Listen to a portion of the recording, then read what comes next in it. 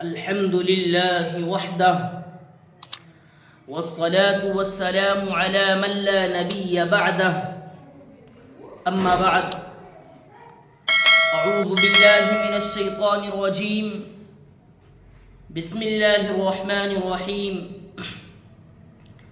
سبحان الذي أسرى بعبده ليلا من المسجد الحرام إلى المسجد الأقصى صدق الله العظيم. برادران اسلام، اللہ رب العزت والجلال کا فضل و کرم ہے اور اس کا احسان عظیم ہے کہ مالک دو جہاں نے ہمیں اور آپ کو یہ پر رونق موقع عطا فرمایا ہے. شہدائیان اسلام، تمام امت مسلمہ کے ذہن میں یہ بات مستحضر ہونی چاہیے کہ اللہ نے اپنے بندوں پر جو بھی حکم نازل فرمایا ہے وہ دنیا میں نازل فرمایا ہے. چاہے وہ نماز، چاہے وہ روزے کا حکم ہو، چاہے وہ زکوٰۃ کی فرضیت ہو، چاہے حج کی فرضیت ہو، تمام کی تمام احکام اللہ رب العزت والجلال نے اس دار فانی کے اندر نازل فرمائے. لیکن جب نماز کی باری آئی تو اللہ تبارک و تعالی نے اپنے محبوب نبی حضور اقدس صلی اللہ علیہ وسلم کو عرش معلی پر بلا کر عطا فرمایا. برادران اسلام، اس بات سے یہ بات بھی واضح ہو جاتی ہے کہ نماز بہت ہی اعلیٰ اور بہت ہی عرفہ عبادت ہے. اور اس جگہ پر ایک بات اور بھی ذہن نشی کر لیں، کیونکہ نماز کے علاوہ دیگر عبادتوں میں کسی بھی عبادت میں سجدہ نہیں ہے. روزے میں سجدہ نہیں ہے، زکوٰۃ میں سجدہ نہیں ہے، حج میں سجدہ نہیں ہے. البتہ وہ الگ چیز ہے کہ اللہ رب العزت والجلال نے جو سجدے کی آیتیں قرآن مقدس کے اندر نازل فرمائی ہیں ان میں سجدہ ہے، لیکن نماز کے علاوہ کسی اور عبادت میں سجدہ نہیں ہے. ہمیں اس بات سے یہ بات بھی سمجھ میں آتی ہے کہ اللہ نے اپنی اس اہم عبادت کو، نماز کو، عرش معلی پر جو سب سے اونچی جگہ ہے اللہ نے وہاں پر عطا فرمایا اور صلی اللہ علیہ وسلم کو بلا کر یہ عظیم تحفہ اللہ تبارک و تعالیٰ نے اپنے پیارے نبی صلی اللہ علیہ وسلم کو وہاں پر عطا فرمایا. اور سجدہ اسی وقت ادا ہوتا ہے جب انسان اپنی پیشانی کو زمین پر ٹیکتا ہے. تو پتہ چلا کہ سجدے میں جو چیز ٹیکی جاتی ہے وہ پیشانی ہے، اور اللہ نے اپنے بندوں کی پیشانی بھی سب سے اوپر بنائی. تو پتہ چلا کہ اللہ نے جو پیشانی اپنے بندوں کی سب سے اوپر بنائی ہے تو اس سے یہ اشارہ بھی ملتا ہے کہ یہ پیشانی اللہ نے ہمارے ماتھے پہ، ہمارے سر پہ سب سے اونچی بنائی ہے. اسی وجہ سے یہ پیشانی بھی سب سے اونچی ذات کے سامنے ہی جھکے گی، اللہ کے علاوہ کسی اور کے سامنے نہیں جھک سکتی. برادران اسلام، چنانچہ واقعہ شروع ہوتا ہے یہاں سے کہ اللہ تبارک و تعالیٰ نے جب نماز کی فرضیت فرمائی تو اس دار فانی کے اندر نہیں فرمائی، بلکہ جب نماز کی فرضیت کا وقت آیا تو اللہ تبارک و تعالیٰ نے اپنے پیارے حبیب، اپنے پیارے نبی صلی اللہ علیہ وسلم کو معراج پر بلا کر یہ قیمتی تحفہ عطا فرمایا. چنانچہ واقعہ کچھ اس طرح سے ہے کہ آپ صلی اللہ علیہ وسلم مکۃ المکرمہ میں حضرت ام ہانی رضی اللہ تعالی عنہا کے گھر تشریف فرما تھے. عشاء کے بعد کا وقت تھا اور آپ صلی اللہ علیہ وسلم سو رہے تھے، آرام فرما رہے تھے.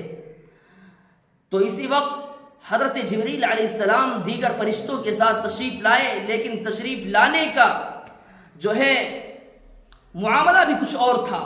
دروازے سے حضرت جبریل علیہ السلام تشریف نہیں لائے، بلکہ چھت پھٹی اور حضرت جبریل علیہ السلام گھر کے اندر آ گئے. پھر حضرت جبریل علیہ السلام نے آپ صلی اللہ علیہ وسلم کو بیدار کیا اور بتلایا کہ آپ کو سفر کرنا ہے. چنانچہ اللہ کے نبی صلی اللہ علیہ وسلم وہاں سے اٹھے اور جا کر حتیم کعبہ مکۃ المکرمہ حتیم کعبہ کے اندر آپ صلی اللہ علیہ وسلم سو گئے. یہاں پر ہمیں اور آپ کو یہ بات بھی ذہن نشی کر لینی چاہیے کہ سفر معراج جو پیش آیا ہے اس کے اندر دو سفر ہیں. ایک سفر ہے زمین سے زمین تک اور ایک سفر ہے زمین سے آسمان تک. جو زمین سے زمین تک سفر ہے اسے اسراء کہا جاتا ہے اور جو زمین سے آسمان تک سفر ہے اسے معراج کہا جاتا ہے. اور جو اسراء یعنی زمینی سفر ہے اس کے اندر کئی مقامات ہیں جہاں پر آپ صلی اللہ علیہ وسلم رکے ہیں اور وہاں پر نفل نماز ادا کی ہے. چنانچہ آپ صلی اللہ علیہ وسلم کو جب حضرت جبریل علیہ السلام نے حتیم کعبہ سے اٹھایا اور جا کر چاہے زمزم یعنی جہاں پر زمزم کا پانی نکلا تھا وہاں پر آپ صلی اللہ علیہ وسلم کو لے کر گئے, وہاں پر لٹایا اور آپ صلی اللہ علیہ وسلم کا شرح صدر کیا, یعنی آپ صلی اللہ علیہ وسلم کا سینہ مبارک چاک کیا اور آپ صلی اللہ علیہ وسلم کے سینے کے اندر سے آپ صلی اللہ علیہ وسلم کا دل نکالا اور جنت سے وہ تشت جو سونے کا لے کر آئے تھے حضرت جبریل علیہ السلام, اس تشت کے اندر آپ صلی اللہ علیہ وسلم کا دل مبارک رکھا گیا اور آب زمزم سے آپ صلی اللہ علیہ وسلم کے دل کو دھویا گیا. پھر دھونے کے بعد وہ تمام انوار و برکات جو حضرت جبریل علیہ السلام جنت الفردوس سے لے کر آئے تھے ان تمام انوار و برکات کو آپ صلی اللہ علیہ وسلم کے دل کے اندر ڈال دیا اور اس کے بعد آپ صلی اللہ علیہ وسلم کا دل اسی جگہ پر سیٹ کر دیا جہاں پر پہلے سے رکھا ہوا تھا. اس کے بعد سینے کو بند کر دیا. یہاں سے اب دوسرا سفر شروع ہوتا ہے. حضرت جبریل علیہ السلام جنت سے ایک سواری لے کر آئے تھے جس کو براق کہا جاتا ہے. یہاں پر ہمیں اور آپ کو یہ بات بھی سمجھ لینی چاہیے کہ براق کسے کہتے ہیں. براق یہ جو ہے تو برق سے ماخوذ ہے جس کے معنی بجلی کے آتے ہیں. دو قسم کی بجلی ہے, ایک ہے آسمانی بجلی اور ایک ہے زمینی بجلی. جو آسمانی بجلی ہے اسے برق کہتے ہیں اور جو زمینی بجلی ہے اسے کہربا یا کہربا کہتے ہیں. تو براق جو ہے آسمانی بجلی سے یہ ماخوذ ہے. براق برق سے ماخوذ ہے. اب ظاہر سی بات ہے ہم اور آپ ذرا غور کریں کہ آسمانی بجلی جب زمین پر چمکتی ہے ایک لمحہ نہیں لگتا, زمین کو چھو لیتی ہے, آسمان سے چمکتی ہے زمین کو چھو لیتی ہے. اور یہاں پر ایک بات اور ذہن نشی کر لیں کہ جس نبی کی امت میں وہ چیزیں پیش آنے والی ہوتی ہیں اس امت کو اللہ تبارک و تعالیٰ جب کوئی نعمت دینے والے ہوتے ہیں لیکن امت پر وہ نعمت نہیں آتی ہے اس سے پہلے اللہ تبارک و تعالیٰ اس نبی کو بطور اکمل یعنی درجہ کمال کے طور پر اللہ تبارک و تعالیٰ اس نبی کو عطا فرما دیتے ہیں. چنانچہ اللہ تبارک و تعالیٰ کو یہ بات معلوم تھی کہ امت محمدیہ وہ امت ہے کہ جس کے اندر ایسے افراد پیدا ہوں گے کہ یہ ایسی سواریاں بنائیں گے جو چند گھنٹوں کے اندر ہزاروں اور لاکھوں میل کا سفر طے کر سکتے ہیں. اسی وجہ سے اللہ تبارک و تعالیٰ نے اپنے پیارے نبی محمد رسول اللہ صلی اللہ علیہ وسلم کو وہ سواری عطا فرمائی کہ قیامت تک جتنے بھی اس دنیا کے اندر افراد آتے رہے لیکن آپ صلی اللہ علیہ وسلم کی اس سواری کے جیسی کوئی سواری نہیں بنا سکتے. چنانچہ یہاں سے سفر شروع ہوا. آپ صلی اللہ علیہ وسلم نے پہلا سفر شروع کیا یہاں سے مدینہ المنورہ جس کا نام پہلے یثرب ہوا کرتا تھا. آپ صلی اللہ علیہ وسلم براق پر سوار ہوئے اور جا کر مدینہ المنورہ پہنچے. حضرت جبریل علیہ السلام نے کہا کہ اللہ کے نبی یہاں پر اتریے اور یہاں پر 2 رکعت نماز نفل پڑھیے. اور اس کے بعد آپ صلی اللہ علیہ وسلم وہاں سے اپنی سواری سے اترے اور 2 رکعت نماز نفل پڑھی. اور حضرت جبریل علیہ السلام نے آپ صلی اللہ علیہ وسلم سے یہ بھی بتلایا کہ یہ وہ مقام ہے جہاں پر آپ کو ہجرت کر کے آنا ہے.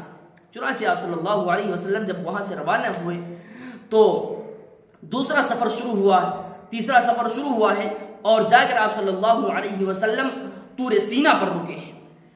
اور حضرت جبریل علیہ السلام نے بتلایا کہ یہ وہ مقام ہے جہاں پر حضرت موسیٰ علیہ السلام اللہ تبارک و تعالیٰ سے ہم کلام ہوا کرتے تھے اور وہی مقام وہ ہے جہاں پر حضرت موسیٰ علیہ السلام نے 40 راتوں کا اعتکاف کیا تھا. چنانچہ آپ صلی اللہ علیہ وسلم وہاں پر اترے اور 2 رکعت نماز نفل پڑھی. اس کے بعد سواری پر سوار ہوئے. اس کے بعد اگلا سفر ہوا. اس کے بعد جب اگلا سفر ہوا تو حضرت جبریل علیہ السلام آپ صلی اللہ علیہ وسلم کو لے کر پہنچتے ہیں, مدین پہنچتے ہیں. تو مدین جب پہنچے اور حضرت جبریل علیہ السلام نے بتلایا کہ یہ وہ مقام ہے, یہ وہ بستی ہے جو حضرت شعیب علیہ السلام کی تھی, لہذا آپ یہاں پر اتریے اور یہاں پر 2 رکعت نماز نفل پڑھیے. اس کے بعد آپ صلی اللہ علیہ وسلم وہاں پر بھی 2 رکعت نماز نفل ادا کرتے ہیں۔ پھر جب وہاں سے روانہ ہوئے تو آپ صلی اللہ علیہ وسلم کا اگلا اسٹاپ جو ہے جہاں پر آپ صلی اللہ علیہ وسلم اگلی مرتبہ رکے وہ بیت اللحم ہے، اور حضرت جبریل علیہ السلام نے بتلایا کہ یہ وہ مقام ہے جہاں پر اللہ تبارک و تعالیٰ نے حضرت عیسیٰ علیہ السلام کو پیدا فرمایا تھا، یعنی جائے پیدائش یہ حضرت عیسیٰ علیہ السلام کی ہے، لہذا آپ یہاں پر بھی 2 رکعت نماز نفل پڑھی۔ اس کے بعد اگلا اور آخری سفر شروع ہوا ہے، اور آپ صلی اللہ علیہ وسلم نے سفر شروع کیا ہے بیت المقدس کی طرف۔ جب بیت المقدس کی طرف سفر شروع ہوا ہے، اس سے پہلے تمام کے تمام انبیاء کرام علیہم السلام وہاں پر پہلے ہی سے موجود تھے۔ ایک روایت میں آتا ہے کہ ملائکہ بھی وہاں پر موجود تھے۔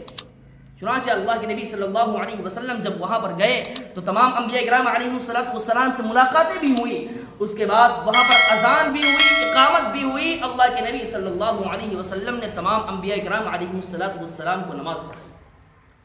اس کے بعد یہاں سے آسمانی سفر شروع ہوا ہے۔ اللہ کے نبی صلی اللہ علیہ وسلم نے یہاں سے جب آسمانی سفر شروع کیا تو سب سے پہلے آسمان پر جب جا کر پہنچے تو وہاں پر ملاقات ہوتی ہے حضرت آدم علیہ السلام سے۔ اب یہاں پر ہمیں اور آپ کو ایک بات پر غور کرنا چاہیے کہ جب یہاں سے اللہ کے نبی صلی اللہ علیہ وسلم چلے ہیں اور 7 آسمان پر مختلف انبیاء علیہ السلام سے ملاقاتیں ہوئیں، آخر اس کی وجہ کیا ہے؟ ظاہر سی بات ہے، جب ہمارا اور آپ کا کوئی دنیاوی مہمان ہوتا ہے تو ہم اس کی مہمان نوازی کے لیے یا اس کے استقبال کے لیے لوگوں کو لگاتے ہیں، تو ظاہر سی بات ہے اس کائنات کا سب سے عظیم انسان، سب سے عظیم مہمان جو ہے وہ محمد الرسول اللہ صلی اللہ علیہ وسلم کی ذات مقدسہ ہے۔ چنانچہ اللہ رب العزت والجلال نے اپنے پیارے نبی محمد الرسول اللہ صلی اللہ علیہ وسلم کے استقبال کے لیے معزز جماعت یعنی انبیاء علیہ السلام کی جماعت کو آپ صلی اللہ علیہ وسلم کے استقبال کے لیے کھڑا کیا۔ چنانچہ جب اللہ کے نبی صلی اللہ علیہ وسلم پہلے آسمان پر جاتے ہیں تو وہاں پر ملاقات ہوتی حضرت آدم علیہ السلام سے۔ حضرت آدم علیہ السلام سے ملاقات ہوئی، باتیں ہوئی۔ اس کے بعد دوسرا سفر جب شروع ہوتا ہے دوسرے آسمان کی طرف، پھر وہاں پر ملاقات ہوئی حضرت عیسیٰ علیہ السلام، حضرت زکریا علیہ السلام، حضرت یحییٰ علیہ السلام سے۔ اس کے بعد جب تیسرا سفر شروع ہوا، تیسرے آسمان پر جب پہنچے وہاں پر ملاقات ہوئی حضرت یوسف علیہ السلام سے۔ تیسرے آسمان پر ملاقات ہوئی حضرت یوسف علیہ السلام سے۔ پھر جب چوتھے آسمان کی طرف اللہ کے نبی صلی اللہ علیہ وسلم نے سفر کیا تو چوتھے آسمان پر جب جا کر پہنچے تو اللہ کے نبی صلی اللہ علیہ وسلم کی وہاں پر ملاقات ہوئی حضرت ادریس علیہ السلام سے۔ اس کے بعد 5ویں آسمان پر حضرت ہارون علیہ السلام سے ملاقات ہوئی۔ اس کے بعد 6 آسمان پر حضرت موسیٰ علیہ السلام سے ملاقات ہوئی۔ پھر 7ویں آسمان پر حضرت ابراہیم علیہ السلام سے ملاقات ہوئی۔ یہاں پر چنانچہ جب آگے پہنچتے ہیں تو حضرت جبریل علیہ السلام آخر میں جا کر اس مقام پر پہنچتے ہیں جسے سدرۃ المنتہا کہا جاتا ہے۔ سدرہ سمجھ لیجئے کس چیز کو کہتے ہیں؟ سدرہ کہتے ہیں بیری کے درخت کو۔ بیری کے درخت کو سدرہ کہا جاتا ہے۔ انتہا کسی چیز کے آخر حصے کو کہا جاتا ہے سدرۃ المنتہا، یعنی بیری کا درخت یہ انتہا ہے، یعنی آسمان سے جو فرشتے اللہ تبارک و تعالیٰ سے احکام لینے جاتے ہیں ان کی انتہا جو زمین سے آسمان کی طرف جاتے ہیں ان کی انتہا بس وہیں پر جا کر ختم ہو جاتی ہے، اس کے آگے ایک قدم بھی نہیں بڑھا سکتے۔ چنانچہ اس مقام پر حضرت جبریل علیہ السلام نے کہا کہ اللہ کے نبی آپ کو یہاں پر اب تنہا سفر کرنا ہے، کیونکہ اگر میں یہاں سے ایک قدم بھی آگے اپنا قدم بڑھا دوں تو ہمارے پر جل کر راکھ ہو جائے گے۔ چنانچہ اللہ کے نبی صلی اللہ علیہ وسلم نے وہاں سے اکیلے سفر کیا، اور جب جا کر اللہ رب العزت والجلال کے دربار میں پہنچے، عرش معلیٰ کے پاس پہنچے تو اللہ رب العزت والجلال کے سامنے جتنے پردے تھے اللہ تبارک و تعالیٰ نے سارے کے سارے پردے ہٹا دیے، اور آپ صلی اللہ علیہ وسلم نے اللہ تبارک و تعالیٰ کا خوب اچھے سے دیدار کیا۔ اس کے بعد اللہ تبارک و تعالیٰ نے محمد رسول اللہ صلی اللہ علیہ وسلم سے کہا السلام علیک یا ایھا النبی۔ آپ صلی اللہ علیہ وسلم کہتے ہیں التحیات للہ والصلوات والطیبات۔ اللہ کے نبی صلی اللہ علیہ وسلم کہتے ہیں اے میرے مولا، اے میرے آقا، اے میرے خدا، تمام قولی عبادتیں، تمام بدنی عبادتیں، ہر قسم کی عبادتیں آپ ہی کے لیے ہیں۔ چنانچہ اللہ تبارک و تعالیٰ نے آپ صلی اللہ علیہ وسلم کے جواب میں فرمایا السلام علیک یا ایھا النبی، تم پر سلامتی ہو اے میرے نبی۔ اس کے بعد اس موقع پر اللہ کے نبی صلی اللہ علیہ وسلم نے اپنی امت کو تنہا نہیں چھوڑا اور وہاں پر یاد کیا اپنی امت کو اور فرمایا السلام علینا وعلی عباد اللہ الصالحین، اے میرے اللہ ہم پر بھی سلامتی ہو اور ہماری امت کے نیک لوگوں پر بھی سلامتی ہو۔ چنانچہ اللہ تبارک و تعالیٰ سے وہاں پر باتیں ہوئی۔ اس کے بعد اللہ تبارک و تعالیٰ نے آپ صلی اللہ علیہ وسلم کو 50 نمازوں کا تحفہ دے کر روانہ فرمایا۔ جب آپ صلی اللہ علیہ وسلم روانہ ہوئے تو وہاں پر دیکھا، جب آپ صلی اللہ علیہ وسلم روانہ ہوئے تو آگے ملاقات ہوئی حضرت موسیٰ علیہ السلام سے۔ دوبارہ جب ملاقات ہوئی حضرت موسیٰ علیہ السلام نے کہا کہ اے اللہ کے نبی بتائیے کہ آپ کو اللہ کے دربار سے کس چیز کا تحفہ ملا ہے؟ اللہ کے نبی صلی اللہ علیہ وسلم ارشاد فرماتے ہیں کہ اللہ کے دربار سے ہمیں 50 وقت کی نمازوں کا تحفہ ملا ہے۔ تو حضرت موسیٰ علیہ السلام وہیں پر درخواست کرتے ہیں کہ یہ پیارے نبی ہماری امت میں صرف 2 وقت کی نمازیں فرض کی گئی تھی، لیکن بنی اسرائیل نے اس کو بھی ادا نہیں کیا تھا، لہذا آپ اللہ کے پاس جائیے اور نمازوں میں تخفیف کروائیے۔ چنانچہ اللہ تبارک و تعالیٰ کے دربار میں آپ صلی اللہ علیہ وسلم حاضر ہوتے ہیں اور اللہ تبارک و تعالیٰ سے درخواست کرتے ہیں کہ اللہ ہماری امت پر کچھ تخفیف کر دیجئے۔ چنانچہ اللہ تبارک و تعالیٰ بعض روایات کے اندر آتا ہے کہ ایک وقت میں 10 نمازیں کم ہوئی اور بعض روایات میں آتا ہے کہ ایک وقت میں صرف اور صرف 5 نمازیں کم ہوئی، ہر مرتبہ میں 5 نمازیں کم ہوئی، لیکن بہرحال جب آخر میں 5 نمازیں رہ گئیں تب بھی حضرت موسیٰ علیہ السلام نے یہی کہا کہ اپنی امت کے لیے تخفیف کی درخواست کیجیے۔ چنانچہ اللہ کے نبی صلی اللہ علیہ وسلم نے فرمایا کہ اب ہمیں حیا آ رہی ہے۔ اور یہ بات بھی سمجھ لیجئے کہ یہ جو علماء کرام بیان فرماتے ہیں کہ اللہ کے نبی صلی اللہ علیہ وسلم نے جب سفر معراج کیا ہے تو یہاں پر جب واپس آئے ہیں اپنے گھر میں تو آپ صلی اللہ علیہ وسلم کا وہ بستر جس پر آپ تشریف فرما تھے وہ گرم کا گرم ہی تھا۔ چنانچہ تھوڑے سے وقت میں اللہ تبارک و تعالیٰ نے اپنے پیارے نبی محمد رسول اللہ صلی اللہ علیہ وسلم کو سفر معراج سے سرفراز فرمایا ہے۔ اس کے بعد جب یہ تحفہ اللہ رب العزت والجلال نے آپ صلی اللہ علیہ وسلم کو دیا اور آپ صلی اللہ علیہ وسلم نے صحابہ اکرام کے سامنے بیان فرمایا کہ ہمیں نماز کا تحفہ ملا ہے تو تمام کے تمام صحابہ اکرام جھوم اٹھے اور کہنے لگے اب تو ہم نماز کے ذریعے سے ہر مشکل کو آسان کر دیں گے، ہر مشکل کو آسان کر دیں گے۔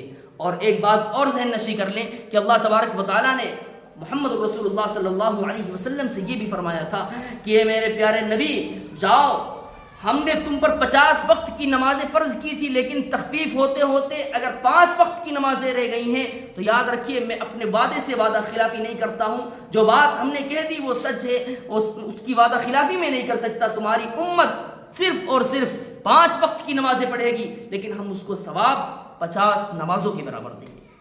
دعا کیجئے کہ اللہ تبارک و تعالی ہمیں اور آپ کو صحیح سمجھ بوجھ عطا فرمائے۔ آمین۔ وآخر دعوانا الحمدللہ رب العالمین۔